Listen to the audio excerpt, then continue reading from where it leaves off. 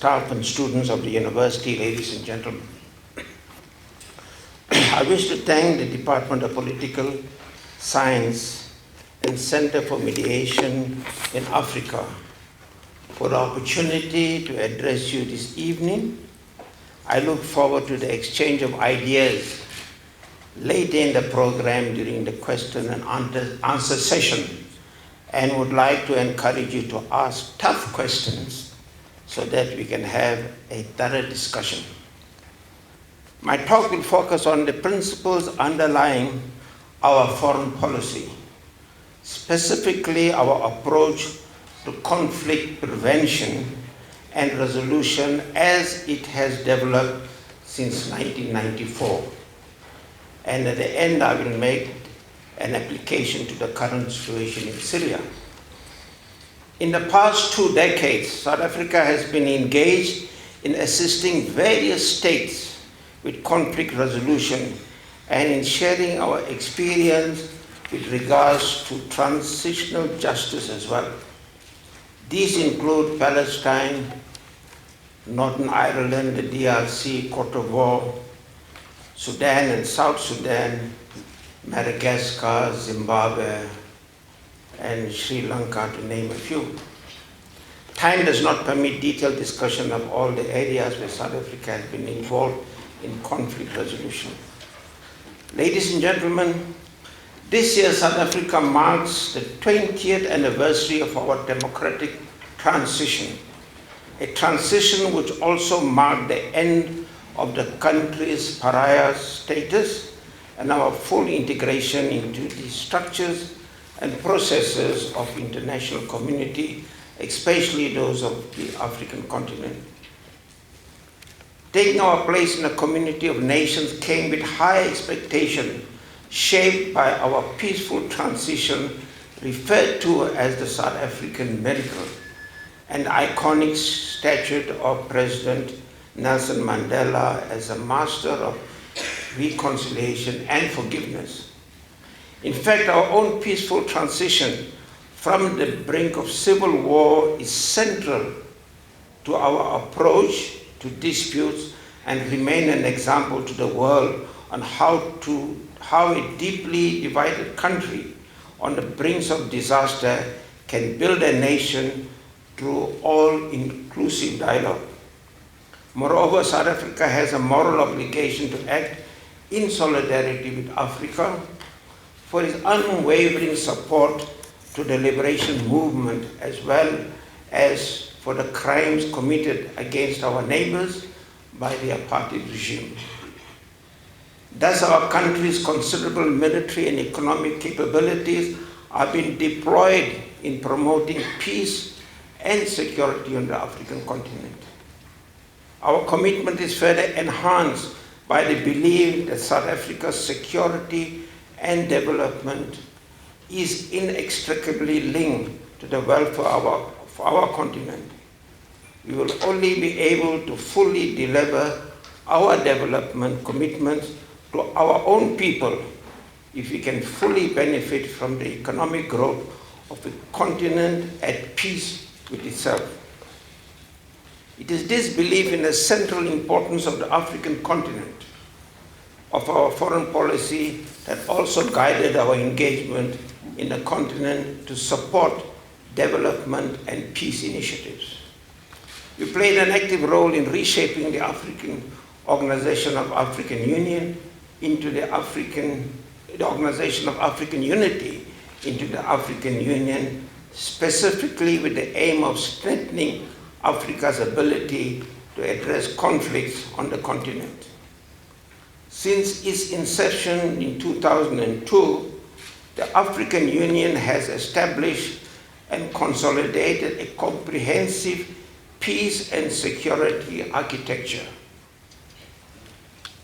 The architecture is based on a paradigm that recognizes preventive diplomacy as central to eradicating conflicts on our continent.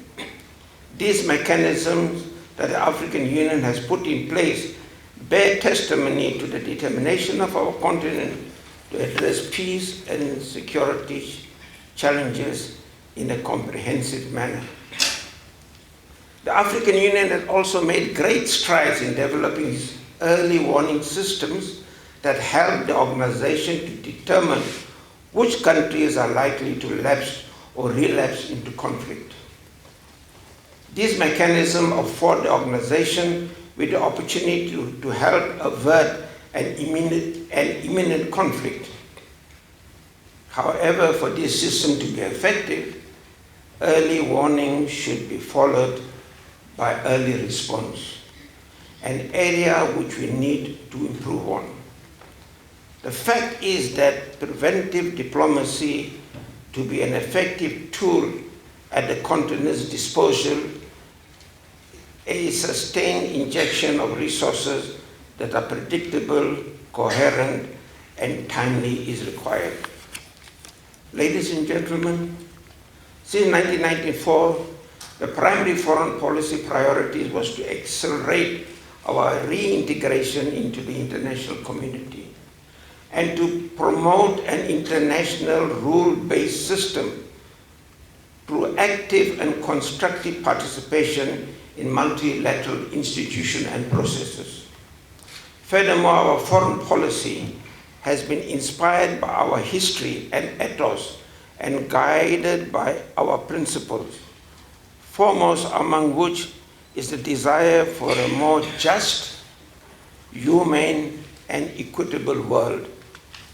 In the conduct of our international relations, we attach the utmost importance to the promotion of human rights, democracy, justice, and international rule of law.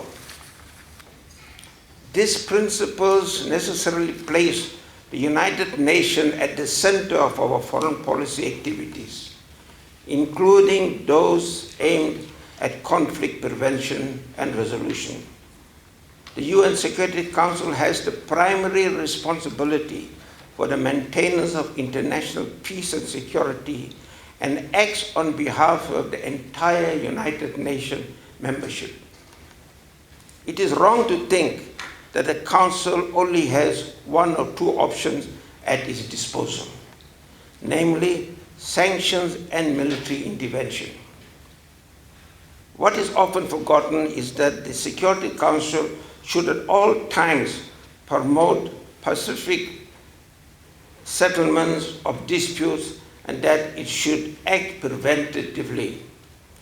The provision of the UN Charter encourages parties to a conflict, as well as the Council, to first and foremost seek negotiated settlement through mediation, conciliation, arbitration, and even judicial measures.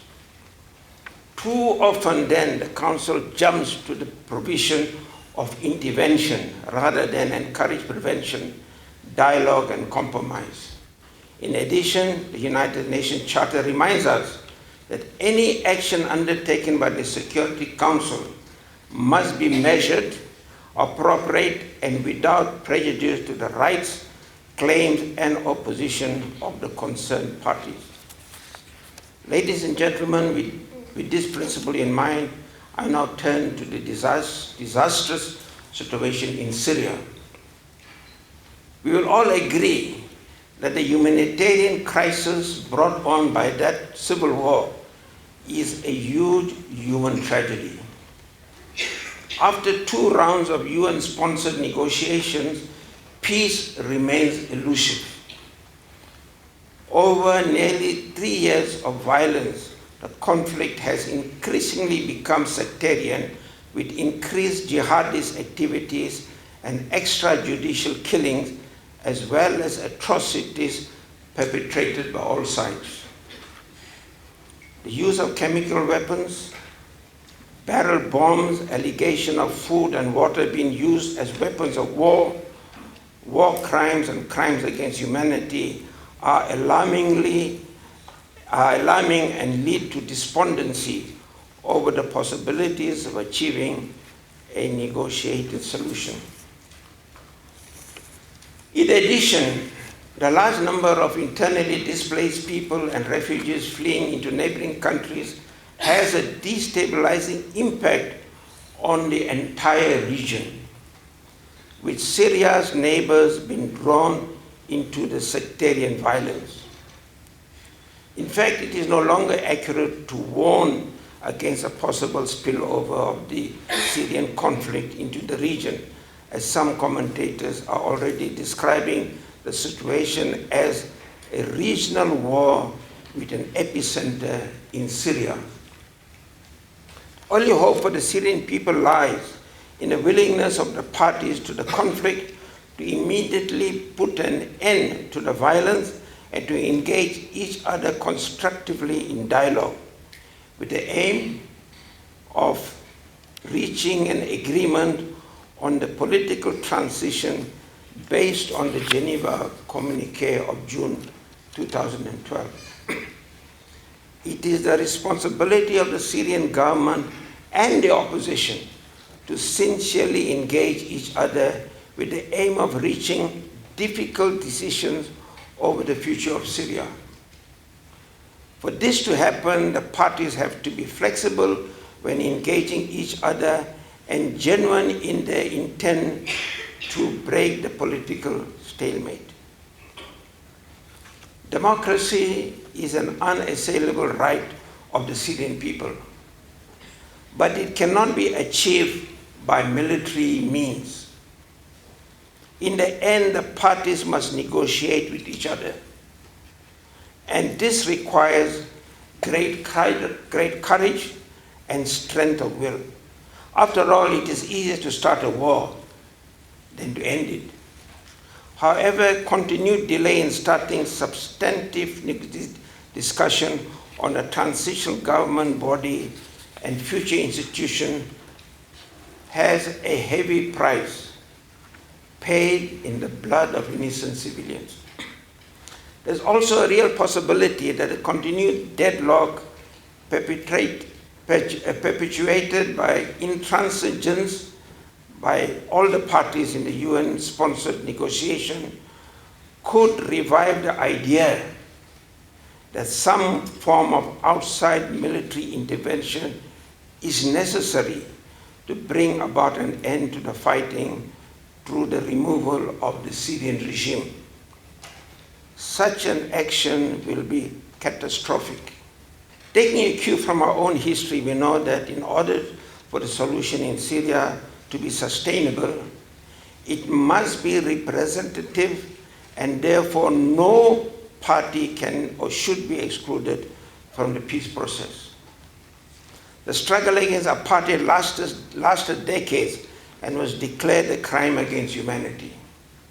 Nonetheless, the transition and the new constitution was negotiated between the liberation movements and the government of the day, who were the perpetrators of apartheid. The lesson here is that a lasting solution must be rooted in an all-inclusive process.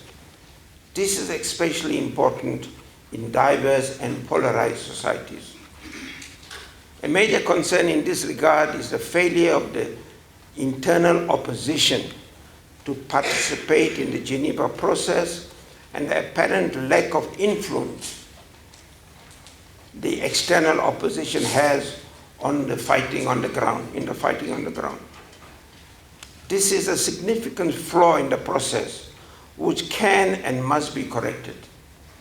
Failure to do so is likely to make it impossible to implement any decision that is eventually reached in Geneva, including confidence-building measures such as ceasefires and the safe movement of humanitarian workers. It is critical for the mediator to assist the parties to build trust and confidence, but the parties must also understand that they need to work at building trust. In South Africa, the various adversaries understood that trust was the most critical aspect for the talks to succeed, and they thus had to learn to trust each other as negotiators. If trust is not the basis of the talks, no agreement will be reached, neither will it be sustainable. Another lesson from our own transition that is applicable to Syria is that discouraging development should not be the end of negotiation nor of hope. If the parties are truly committed to achieving political settlement, they should continue to work towards finding a way out of the current deadlock. However, it would appear that the various sides in Syria still hold out hope for a military solution to the conflict, which implies that they are not fully committed to the establishment of a transitional government leading to new dispensation in Syria. In our own negotiation process, all the parties took ownership of the process, and as a result, they also took ownership of the outcome. Today, no one can turn around and say that end result of the many years of talks, namely the South African Constitution, is not mine. All South Africans, regardless of where they find themselves on the political spectrum, know the solution reached is homegrown and therefore ours. Ladies and gentlemen, the Syrian process therefore must be Syrian-led and Syrian-owned. United Nations, the League of Arab States, and the rest of the international community can assist the parties and encourage them, but ultimately the future of Syria needs to be determined by the people of Syria and those parties that represent them. This does not imply that the international community does not have a role to fulfill in support of the peace process. No, in fact, a long-established rule of mediation and negotiated settlement is that the parties need to see tangible support for the mediator from the international community, and in this case, specifically from the UN Security Council. South Africa has consistently called for and supported the United Nations-led mediation process as is been undertaken by Mr. Lakhdar Brahimi. We did not see any value added to the process by alternative international processes such as the Friends of Syria grouping or the alternative conference called by Iran. Furthermore, the supply of weapons to either side is at cross purpose to that of the mediation efforts and creates a false impression that a military solution can be achieved. It is essential that the political process is supported by a united and cohesive international community. The primary organ responsible for supporting the process, namely the Security Council, unfortunately has a dismal record on Syria. In our view, the Security Council's failure to constantly support the mediation process, mainly because of the narrow self-interest of some countries, has perpetuated the conflict and ultimately affected the legitimacy of the Council.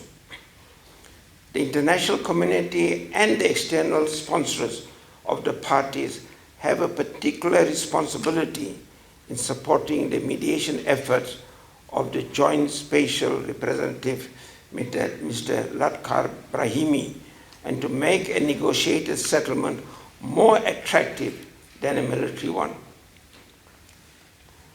Remember that it took 18 months for the parties to start negotiation after the adoption of Geneva Communique in 2012. And this was only achieved when the United States and Russian Federation agreed to push various sides towards the negotiation table. Excuse me, sorry.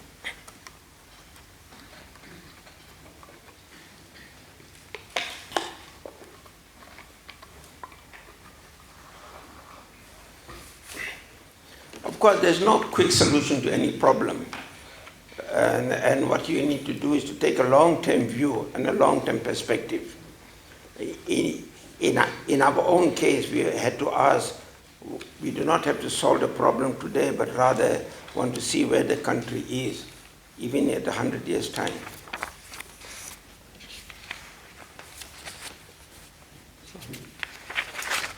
Ladies and gentlemen, in spite of these negative elements, there are some positive developments in Syria, such as the continued ceasefire in Homs and the evacuation of vulnerable groups.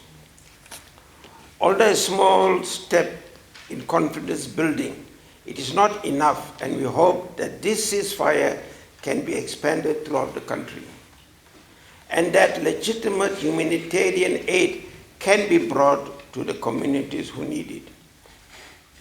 Furthermore, we are pleased that the parties have agreed to an agenda for the next round of talks, which will focus on 4 main areas, namely A, security and terrorism, B, transitional governing body, C, national institution, and D, national reconciliation and national debate. However, we lament the failure of the parties to agree on a date for the start of the 3rd rounds of talk. South Africa believes that we must intensify our effort in support of the mediation effort to end the violence in Syria through diplomacy. By overcoming the division within Syria and the international community, we will therefore continue to encourage the government and the opposition to be brave and to make the key decision about the country's future that only Syrians can make. We again encourage the parties to continue to engage each other in the spirit of reconciliation and without ultimatums.